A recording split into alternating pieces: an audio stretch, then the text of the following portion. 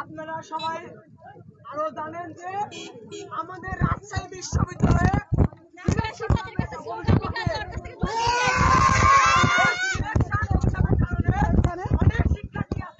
University এমন একটা platform যেখানে যদি এক্সট্রা ভাবে কোনো গাইডলাইন না পাওয়া যায় সেখানে একটা প্রস্তুতিটা ভালো মতো নেওয়া যায় না।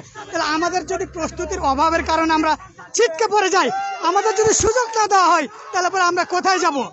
আমাদেরকে কি আর দাঁড়ানোর কি একবারে সুযোগ থাকবে না? আমরা কি একেবারে অবহেলিত? আমাদের যোগ্যতা প্রমাণ করার জন্য আমাদের অধিকার, আমাদেরকে সেকেন্ড টাইম দিতে হবে। আমাদের সেকেন্ড টাইম চাই। আপনি যদি দেখেন মেডিকেলে সেকেন্ড টাইম আছে, মেডিকেলের মতন জায়গায় যদি সেকেন্ড টাইম থাকে, তাহলে কেন ইউনিভার্সিটিগুলো সেকেন্ড টাইম থাকবে না? তারা অজুহাত দেখাচ্ছে, বিভিন্ন কারণের অজুহাত দেখাচ্ছে। সেকেন্ড টাইম দিলে পারে অনেক সিট খালি থাকে। কিভাবে সিট খালি থাকে আপনি দেখান। আপনি যদি খেয়াল করে দেখেন কি সেকেন্ড টাইমে সিট খালি থাকার জন্য আমাদেরকে এই অধিকার থেকে বঞ্চিত করা হচ্ছে, তাহলে পরে আপনি আইন তৈরি করেন, যারা সেকেন্ড টাইম পরীক্ষা দিবে শুধুমাত্র যারা চান্স পাবে না তারাই ফর্ম তুলতে পারবে। আর যারা ফার্স্ট টাইমার যদি চান্স পেয়ে যায়, চান্স পাওয়ার পরে যদি ভর্তি না হয়, তাহলে তাকে ফর্ম দেওয়া হবে না। আপনি করেন আইন, আইন করলে পরে ইনশাল্লাহ দেখবেন কি আপনার এই ঘাটতিটা থাকবে না। আমাদের একটাই দাবি, আমাদের যতক্ষণ না এই দাবি মেনে না হবে ততক্ষণ আমরা রাস্তা অবস্থান করব, করব। যতক্ষণ না আমাদের দাবি মানা হবে ততক্ষণ আমরা এখানেই অবস্থান করব। দরকার হলে আরো কঠোর অনশনের আমরা ডাক দিব। আসসালামু আলাইকুম।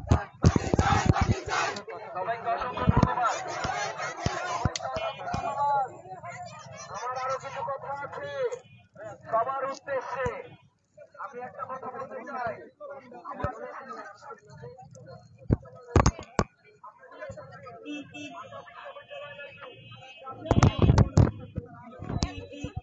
আমরা এখন পর্যন্ত কোনো ফল পাইনি সেকেন্ড টাইমের জন্য।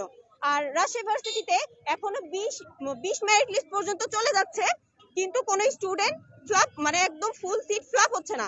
এখানে যদি সেকেন্ড টাইম থাকতো তাহলে এত মেরিট লিস্ট পর্যন্ত যাইতো না। আর এই স্বায়ত্তশাসিত পাবলিক ভার্সিটিতে কেন 20 মেরিট লিস্ট পর্যন্ত স্টুডেন্ট যাবে? তারা তো আগেই ভর্তি হয়ে যাওয়ার কথা। যেখানে জাহাঙ্গীরনগর ভার্সিটি সেকেন্ড টাইম আছে, সেখানে আমরা রাজশাহী ভার্সিটিতে কেন পাবো না? সেখানে ঢাকা ভার্সিটিতেও নাই। সবকিছু মিলায়ে এখন সবকিছু আমাদের, মানে আমরা চাচ্ছি যে আমাদের সেকেন্ড টাইম লাগবে। আমরা প্রমাণ করে দিব যে আমরা মানে যোগ্য হয়ে উঠতে পারছি, এটুকু প্রমাণ করে দিব। তো আমরা আজকে এই সিদ্ধান্ত চাই যে স্যার যেন আমাদের একটা মানে ভালো কিছু বলে যান, যাতে আমাদের এত দৌড় পারাপারি না করা লাগে, কারণ আমরা পড়ার টেবিলে বসতে চাই। হ্যাঁ, আমরা চাই যে স্যার আমাদের সামনে এসে কিছু বলুক, মানে স্যার সশরীরে আসবেন, তখন উনি ভালো কিছু বলবেন, আমরা সবকিছু থামাই দিব। যতক্ষণ না উনি আমাদের সামনে আসতেছেন ততক্ষণ আমরা আন্দোলন চালাই যাব। এটা হচ্ছে আমাদের কথা। ধন্যবাদ ভাইয়া।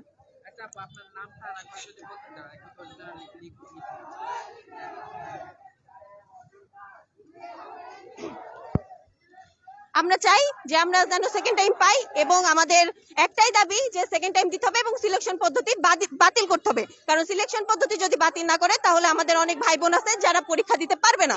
তাই এই জন্য আমরা চাচ্ছি যে ভিসি স্যার নিজে আসুক, এসে আমাদের কিছু বলুক, এবং তারপর আমরা আমাদের এই আন্দোলনটা বন্ধ করবো। আর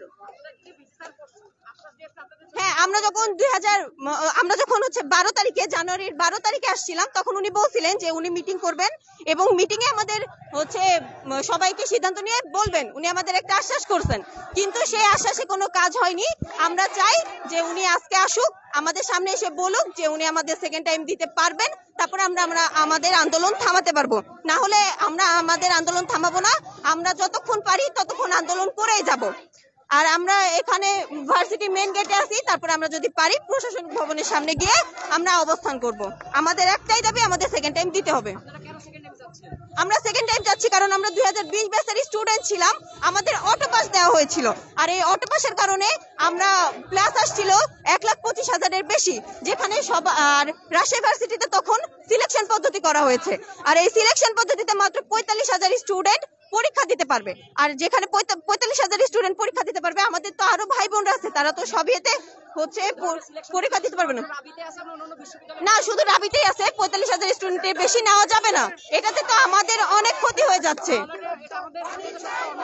হ্যাঁ, আমাদের এটা অনেক বড় অন্যায় হচ্ছে। আমরা চাই যে উনি যেন রাবিতে হচ্ছে সেকেন্ড টাইম না থাকে। আর এই যে 2020 মেরিট লিস্ট পর্যন্ত চলে আসছে রাজশাহী ভার্সিটিতে, এটা যদি সেকেন্ড টাইম থাকতো তাহলে 20 মেরিট লিস্ট পর্যন্ত আসতে পারতো না। এই জন্য আমরা চাচ্ছি যে হচ্ছে সেকেন্ড টাইম থাকবে, আর এটা আমাদের একটাই দাবি, সেকেন্ড টাইম দিতে হবে এবং সিলেকশন পদ্ধতিটা আমাদের বাতিল করতে হবে। সিলেকশন পদ্ধতি যদি বাতিল না করে তাহলে অনেক স্টুডেন্ট পরীক্ষা দিতে পারবে না, তাদের আশা নষ্ট হয়ে যাবে। তারাও তো চায় যে ভার্সিটিতে পড়বে, তাদেরও তো একটা স্বপ্ন আছে যে তারা রাজশাহী ভার্সিটিতে পড়বে, কিন্তু তাদের হচ্ছে দুইটাতে প্লাস থাকা সত্ত্বেও তারা পড়তে পারছে না। কি জন্য পারছে না? এই সিলেকশন পদ্ধতিতে।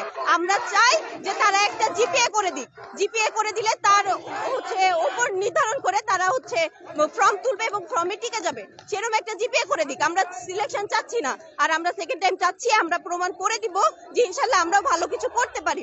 আমাদের হচ্ছে রাজশাহী ভার্সিটিতে এর আগেও সেকেন্ড টাইম দেওয়া ছিল, এখন যদি সেটা মানে দেওয়ার পরে আবার বন্ধ করে দেওয়া হয়েছে, আবার দেওয়া হয়েছে, আবার বন্ধ করে দেওয়া হয়েছে। এই জন্য আমাদের দাবি একটাই যে হচ্ছে সেকেন্ড টাইম দিতে হবে। আর এই যে মেরিট লিস্ট চলে আসছে, 20 মেরিট লিস্ট পর্যন্ত কেন আসবে? আমাদের যদি সেকেন্ড টাইম থাকতো তাহলে কি 20 মেরিট লিস্ট পর্যন্ত পাবলিক ইউনিভার্সিটিতে থাকতো? কেন থাকবে না। আমরা চাই না যে হচ্ছে এই সিলেকশনটা থাকুক, আর এই সেকেন্ড টাইম চাচ্ছি এই মেরিট লিস্ট আরো কমে আসবে, আমরা এটা চাচ্ছি। না, কেউ আসেনি এখানে, এখন পর্যন্ত কেউ আসেনি। উনি সামনে না আসা পর্যন্ত আমরা আমাদের আন্দোলন করে যাব এবং প্রশাসন ভবনের সামনে গিয়ে আমরা অবস্থান করব। আমাদের দেখা যাক তারপরে কি হয়। আমরা চাচ্ছি যে ভিসি স্যার নিজে এসে আমাদের আশ্বাস মানে ভালো কিছু বলে যাবেন। আসসালামু আলাইকুম।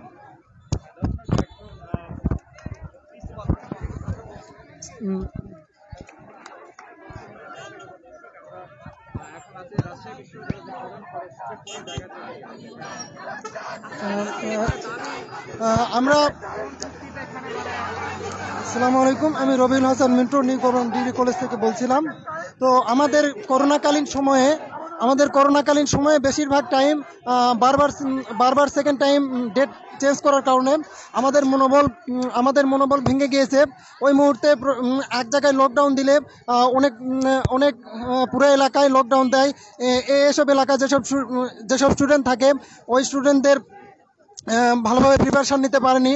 আর লকডাউনের ভিতরে সবার মানসিক অবস্থাও খারাপ ছিল। আর করোনাকালীন সময়ে আমাদের বৈশ্বিক যে মহামারীতে এরকম পরিস্থিতিতে আমরা ভালোভাবে প্রিপারেশন নিতে পারি নাই। আর বিশ্বের যেসব আমরা ঢাকা বিশ্ববিদ্যালয়, রাজশাহী বিশ্ববিদ্যালয়কে যেসব বিশ্ববিদ্যালয়ের সাথে তুলনা করি, প্রাচ্যের ক্যামব্রিজ, সেসব বিশ্ববিদ্যালয়ের সাথে কেন আমাদের সাথে তুলনা করতে পারে না? আমরা চাই তারা আমাদের তুলনা করবে। ওসব বিশ্ববিদ্যালয়ে একাধিকবার সুযোগ আছে, আমাদের বিশ্ববিদ্যালয়ে কেন নাই? আমরা আমাদের আমাদের অধিকার চাই। এজন্য আমরা প্রথমে শান্তিপূর্ণভাবে আন্দোলন করছিলাম, তারপরে বিশ্ববিদ্যালয়ে আমরা একাধিকবার ভিসি মহোদয়, উপাচার্য মহোদয়, প্রক্টর মহোদয় সবার সাথে আলোচনা।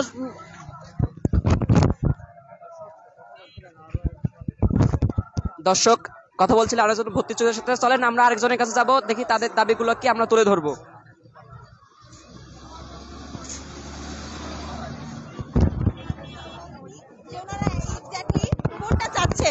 ওনারা কিছু বলেনি, ওনারা আমাদের আশা দিয়ে রাখছেন যে আমরা বারবার স্মারকলিপি জমা দিচ্ছি, ওনারা আমাদের বলতেছেন যে হচ্ছে তোমাদের বলবো, আমরা সবাই মিলে মিটিং করবো, তারপরে বলবো। আমরা চাই যে রাজশাহী ভার্সিটিতে দ্বিতীয়বার পরীক্ষার সুযোগ দিক, কারণ আমরা 2020 ব্যাচের স্টুডেন্ট, আমাদের অটো পাস দেওয়া হয়েছিল। এটার কারণে আমরা তখন প্লাস এসেছিল 1,25,000-এর বেশি প্লাস এসেছিল, যেখানে সবাই গোল্ডেন এ প্লাস পেয়ে গেছে। তারপরে আমরা যখন আর রাজশাহী ভার্সিটিতে আরেকটা জিনিস হয়েছে সিলেকশন পদ্ধতি, যেখানে 45,000 স্টুডেন্ট পরীক্ষা দিতে পারবে, তার বেশি স্টুডেন্ট পরীক্ষা দিতে পারবে না। যেখানে আমরা দুইটাতে প্লাস থাকা সত্ত্বেও আমরা পরীক্ষা দিতে পারিনি, সেটা আমাদের মানে অনেক বড় একটা ক্ষতি বলতে গেলে। তখন আমাদের মনটা ভেঙে গেছে যে আমরা রাজশাহী ভার্সিটিতে পরীক্ষা দিতে পারিনি, দুইটা ইয়েতে মানে পরীক্ষাতে প্লাস থাকা সত্ত্বেও। এই জন্য আমরা সিলেকশন পদ্ধতিটা বাতিল চাচ্ছি, আর আমরা সেকেন্ড টাইম চাচ্ছি, যেখানে রাজশাহী ভার্সিটিতে হচ্ছে 20 মেরিট লিস্ট পর্যন্ত গেছে, যেটা হচ্ছে এবার সাহিত্য সাথীতে এই পাবলিক ভার্সিটিতে কেন 20 মেরিট লিস্ট পর্যন্ত যাবে? এখানে যদি সেকেন্ড টাইমটা থাকতো তাহলে এত মেরিট লিস্ট পর্যন্ত কখনোই যেত না। এই জন্য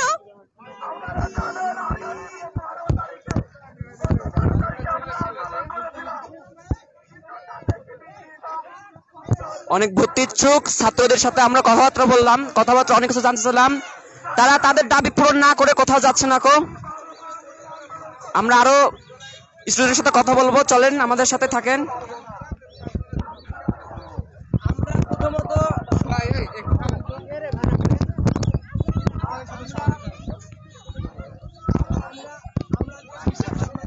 আমাদের দেশের বিশ্ববিদ্যালয় শিক্ষার্থী একমাত্র জাহাঙ্গীরনগর ব্যতীত সব বিশ্ববিদ্যালয়ে এক ভাগের পদ্ধতি, কিন্তু আমরা যদি বিশ্বের বিভিন্ন দেশে তাকাই, যেগুলো প্রথম র্যাঙ্কিং বিশ্ববিদ্যালয়, সেই সকল বিশ্ববিদ্যালয়ে তাদের অধিকার সুযোগ রয়েছে, কিন্তু আমাদের বাংলাদেশে একবার সুযোগ রয়েছে। এটা কোনোভাবে কাম্য নয়। একজন স্টুডেন্ট প্রথমবার অনাকাঙ্ক্ষিত কোনো কারণে প্রথমবার ভর্তি পরীক্ষা অর্জন করতে পারে না, কিন্তু দ্বিতীয়বার সুযোগ পেলে তারা অনেক মেধাবী শিক্ষার্থী আছে যারা দ্বিতীয়বার সুযোগ পেলে নিজের জীবনে ভর্তির সুযোগ পায়। আমাদের দেশে সেই সুযোগ নেই। আমাদের রাজশাহী বিশ্ববিদ্যালয়ে একটা সিদ্ধান্ত, সেটা হচ্ছে প্রত্যেক ইউনিটে 45,000 1 লাখ শিক্ষার্থী আবেদন করলো, তাদের মধ্যে 45,000 সিলেক্ট করে নিল। এবার করোনা প্যান্ডেমিকের কারণে আমাদের এইচএসসি রেজাল্টটা অনেক ভালো হয়ে গেছে।